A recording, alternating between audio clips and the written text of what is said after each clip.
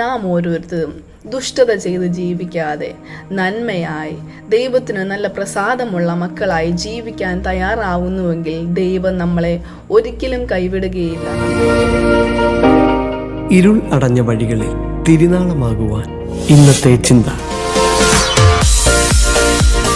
ദൈവത്തിൻ്റെ അതിപരിശുദ്ധമായ നാമം വാഴ്ത്തപ്പെടുമാറാകട്ടെ.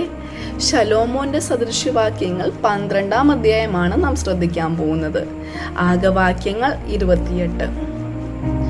ദൈവഹിതപ്രകാരം ഒരു ദൈവ പൈതൽ ജീവിക്കുകയാണെങ്കിൽ അവൻ്റെ ജീവിതത്തിൽ ഉടനീളം സംഭവിക്കുന്ന നന്മ വശങ്ങളെക്കുറിച്ച് അല്ലെങ്കിൽ അവനെ എപ്രകാരം ദൈവം മുമ്പാകെ ജീവിക്കണമെന്നാണ് ഈ 28 വാക്യങ്ങളിലും പറയുന്നത്.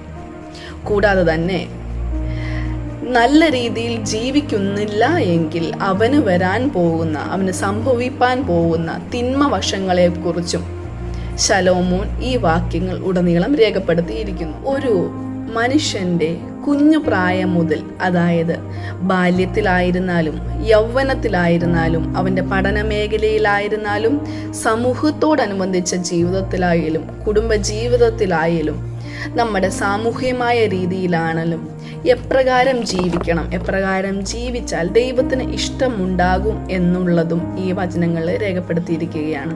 അതുപോലെ മനുഷ്യൻ്റെ അവയവങ്ങളായ കണ്ണ്, മൂക്ക്, നാക്ക്, അധരങ്ങൾ, ഹൃദയം എപ്രകാരം ദൈവസന്നിധി നിർമ്മലമായി ഉപയോഗിക്കണമെന്നും ഇതിലൂടെ നമുക്ക് കാണാൻ സാധിക്കാം.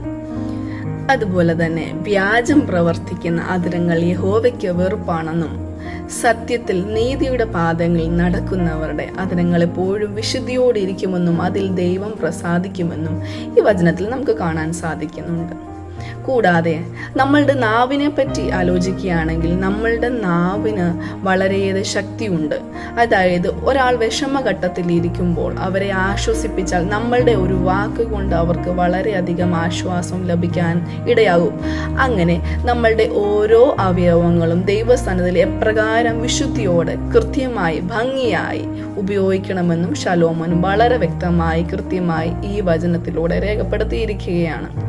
സദൃശ്യവാക്യങ്ങൾ അധ്യായങ്ങൾ ഉടനീളം പഠിച്ചു നോക്കുമ്പോൾ നമുക്ക് കാണാൻ കഴിയുന്ന പ്രത്യേക ഒരു കാര്യം, വാക്യത്തിലുടനീളം ഒരു യൗവനകാലം മുതൽ അവൻ്റെ മനുഷ്യായുസ്സിൽ എപ്രകാരം ഒരു മനുഷ്യൻ ജീവിക്കണം, അവൻ ഏതൊക്കെ നിലവാരത്തിൽ ജീവിക്കണം, അവൻ സംസാരത്തിലാണെങ്കിലും പ്രവൃത്തിയിലാണെങ്കിലും എങ്ങനെയൊക്കെ ആയിരിക്കണം പെരുമാറേണ്ടത് എന്നതിനെ പറ്റിയുള്ള ഒരു ദീർഘവീക്ഷണമാണ് ശലോമോൻ ഓരോ വാക്യത്തിലും രേഖപ്പെടുത്തിയിരിക്കുന്നത്. അപ്രകാരം തന്നെ ഏതാണ് നന്മ ഏതാണ് തിന്മ എന്നുള്ളത് കൃത്യമായി 12-ാം അധ്യായത്തിലും രേഖപ്പെടുത്തിയതായിട്ട് നമുക്ക് കാണാൻ സാധിക്കുന്നുണ്ട്.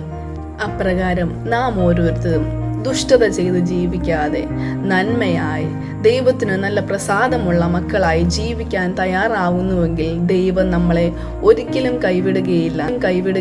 നമ്മളുടെ ആവശ്യങ്ങൾ, നമ്മളുടെ ഭവനത്തിൻ്റെ ആവശ്യങ്ങൾ നമ്മളെ എന്നും നിലനിർത്തുന്ന ഒരു ദൈവമായി എന്നും നമ്മുടെ കൂടെ ഉണ്ടാകും. അതുപോലെ നമ്മുടെ ഏത് ആവശ്യങ്ങളുടെ മധ്യേയും ദൈവസന്നദ്ധയിൽ നിലവിളിച്ചാൽ, കരഞ്ഞാൽ, അവനോട് പ്രാർത്ഥിച്ചാൽ, അവനോട് അല്പസമയം കുമ്പിട്ട് പ്രാർത്ഥിച്ചു കഴിഞ്ഞാൽ അവൻ നമ്മളുടെ പ്രശ്നങ്ങൾക്ക് പരിഹാരകനായി ഇറങ്ങി വരും എന്ന് ഓർമ്മിപ്പിച്ചുകൊണ്ട് വാക്കുകളെ നിർത്തുന്നു.